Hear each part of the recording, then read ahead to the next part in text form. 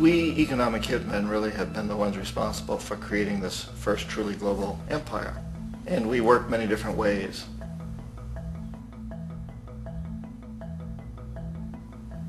But perhaps the most common is that we will identify a country that has resources our corporations covet, like oil, and then arrange a huge loan to that country from the World Bank or one of its sister organizations. But the money never actually goes to the country. Instead, it goes to our big corporations to build infrastructure projects in that country, power plants, industrial parks, ports, things that benefit a few rich people in that country, in addition to our corporations, but really don't help the majority of the people at all. However, those people, the whole country is left holding a huge debt. It's such a big debt they can't repay it, and that's part of the plan, that they can't repay it. And so at some point, we economic hitmen go back to them and say, listen, you owe us a lot of money, can't pay your debt, so sell your oil real cheap to our oil companies. Allow us to build a military base in your country, or send troops in support of ours to someplace in the world like Iraq, or vote with us on the next UN vote. To have their electric utility company privatized and their water and sewage system privatized and sold to U.S. corporations or other multinational corporations. So there was that whole mushrooming thing, and it's so typical of the way the IMF and the World Bank work, that you put a country in debt, it's such a big debt it can't pay it, and then you offer to refinance that debt and pay even more interest. And you demand this quid pro quo, which you call a conditionality or good governance, which means basically that they've got to sell off their resources, including many of their social services, their utility companies, their school systems sometimes, their penal systems, their insurance systems, to foreign corporations. So it's a double, triple, quadruple whammy. The precedent for economic hitmen really began back in the early 50s when democratically elected Mossadegh, who was elected in Iran, he was considered to be the hope for democracy in the Middle East and around the world. He was Time Magazine's Man of the Year. But one of the things that he'd run on and began to implement was the idea that foreign oil companies needed to pay the Iranian people a lot more for the oil that they were taking out of Iran. The Iranian people should benefit from their own oil. Strange policy. We didn't like that, of course. But we were afraid to do what we normally were doing, which was to send in the military. Instead, we sent in one CIA agent, Kermit Roosevelt, Teddy Roosevelt's relative. And Kermit went in with a few $1 million and was very, very effective and efficient. And in a short amount of time, he managed to get Mossadegh overthrown and brought in the Shah of Iran to replace him, who always was favorable to oil. And it was extremely effective. Bombs overflow Tehran.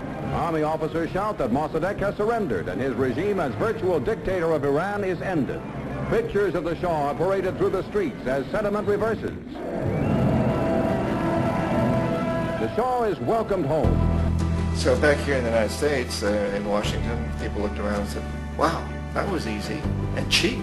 So this established a whole new way of manipulating countries, of creating empire. The only problem with Roosevelt was that he was a card-carrying CIA agent, and had he been caught, the ramifications could have been pretty serious. So very quickly at that point, the decision was made to use private consultants to channel the money through the World Bank or the IMF or one of the other such agencies, to bring in people like me who worked for private companies, so that if we got caught, there would be no governmental ramifications.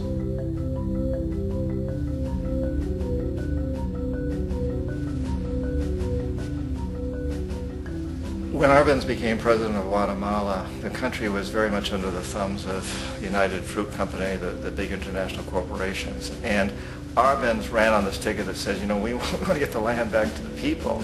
And once he took power, he was implementing policies that would do exactly that, give land rights back to the people. United Fruit didn't like that very much. And so they hired a public relations firm, launched a huge campaign in the United States to convince the United States people, the citizens of the United States, and the press of the United States, and the Congress of the United States, that Arbenz was a Soviet puppet, and that if we allowed him to stay in power, the Soviets would have a foothold in this hemisphere. And that, at that point in time, was a huge fear on everybody's mind, the Red Terror, the Communist Terror. And so, to make a long story short, Out of this public relations campaign came a commitment on the part of the CIA and the military to take this man out.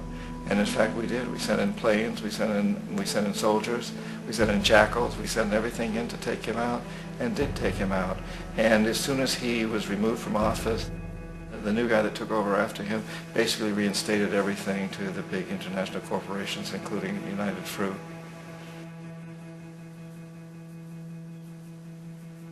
Ecuador for many, many years had been ruled by pro-U.S. dictators, often relatively brutal.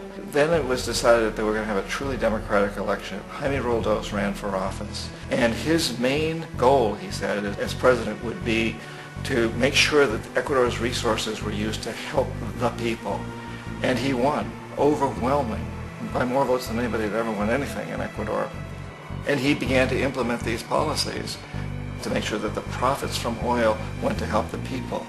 Well, we didn't like that in the United States. I was sent down as one of several economic hitmen to change Roldos, to corrupt him, to bring him around, to let him know, okay, you can get very rich, you and your family, if you play our game, but if you continue to try to keep these policies you've promised, you're going to go. He wouldn't listen. He was assassinated. As soon as the plane crashed, the whole area was cordoned off. The only people that allowed in were U.S. military from a nearby base and some of the Ecuadorian military. When an investigation was launched, two of the key witnesses died in car accidents before they had a chance to testify. A lot of very, very strange things that went on around the assassination of Jaime Roldos.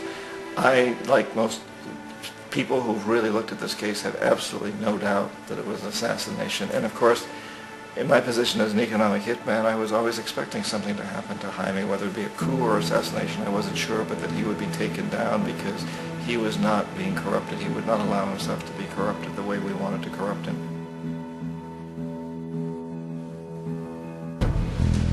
Omar Torrijos, president of Panama, was one of my favorite people. I really, really liked him. He was very charismatic. He was a guy who really wanted to help his country.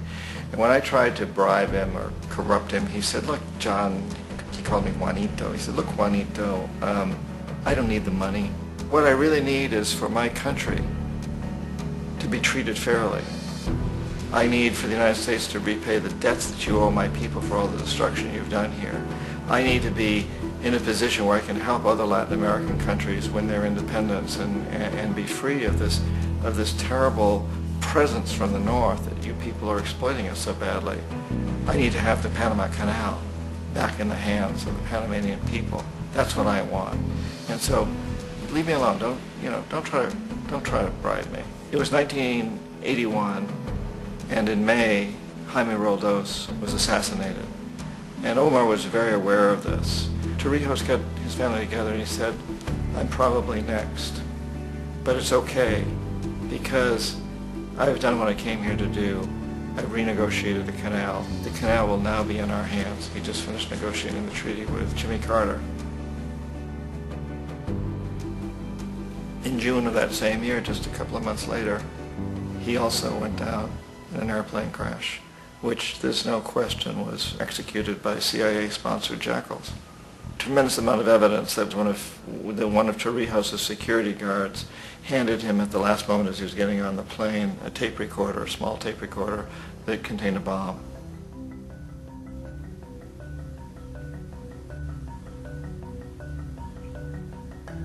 It is interesting to me how this system has continued pretty much the same way for years and years and years, except the economic hitmen have got better and better and better. Then we come up with, very recently, what happened in Venezuela. In 1998, Hugo Chavez gets elected president, following a long line of presidents who had been very corrupt and basically destroyed the economy of the country. And Chavez was elected amidst all that. Chavez stood up to the United States, and he's done it primarily demanding that Venezuelan oil be used to help the Venezuelan people. Well, we didn't like that in the United States. So in 2002, a coup was staged, which there's no question in my mind, and most other people's minds, that the CIA was behind that coup.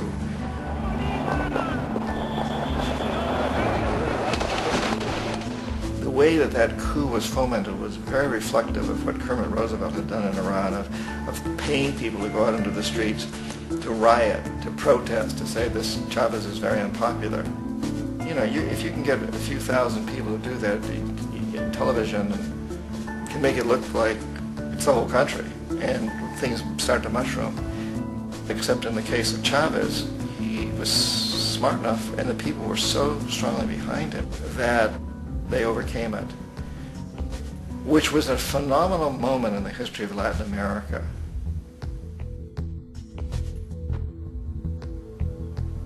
Iraq actually is a perfect example of the way the whole system works. So we economic hitmen are the first line of defense. We go in, we try to corrupt governments and get them to accept these huge loans, which we then use as leverage to basically own them.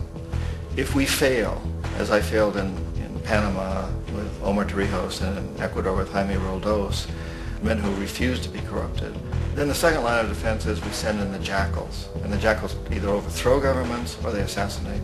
And once that happens and a new government comes in, and boy, it's going to toe the line because the new president knows what will happen if he doesn't. In the case of Iraq, both of those things failed. Economic hitmen were not able to get through to Saddam Hussein. We tried very hard. We tried to get him to accept a deal very similar to what the House of Saud had accepted in Saudi Arabia, but he wouldn't accept it. And so the jackals went in to take him out. They couldn't do it. His security was very good. After all, he had one time worked for the CIA. He'd been hired to assassinate a former president of Iraq and failed, but he knew the system. So in '91 we send in the troops and we take out the Iraqi military. So we assume at that point that Saddam Hussein is going to come around. We could have taken him out, of course, at that time, but we didn't want to. He's the kind of strong man we like. He controls his people. We thought he could control the Kurds and keep the Iranians in their border and keep pumping oil for us. And then once we took out his military, now he's going to come around. So the economic hitmen go back in the 90s without success. If they'd had success, he'd still be running the country. We'd be selling him all the fighter jets he wants and everything else he wants. But they couldn't. They didn't have success. The jackals couldn't take him out again. So we sent the military in once again, and this time we did the complete job and took him out, and in the process created for ourselves some very, very lucrative construction deals. We had to reconstruct a country that we'd essentially destroyed, which is a pretty good deal if you own construction companies, big ones. So, you know, Iraq shows the three stages. The economic hitmen failed there, the jackals failed there, and as a final measure, the military goes in. And in that way, we've really created an empire, but we've done it very, very subtly. It's clandestine. All the empires of the past were built on the military, and everybody knew they were building them. So the British knew they were building them, the French, the Germans, the Romans, the Greeks, and they were proud of it. And they always had some excuse, like spreading civilization, spreading some religion, something like that. But they knew they were doing it. We don't. The majority of the people in the United States have no idea that we're living off the benefits of a clandestine empire, that today there's more slavery in the world than ever before. And then you have to ask yourself, well, if it's an empire, then who's the emperor? Obviously, our presidents of the United States are not emperors. An emperor is someone who's not elected, doesn't serve a limited term, and doesn't report to anyone, essentially. So you can't classify our presidents that way. But we do have what I consider to be the equivalent of the emperor, and it's what I call the corporatocracy.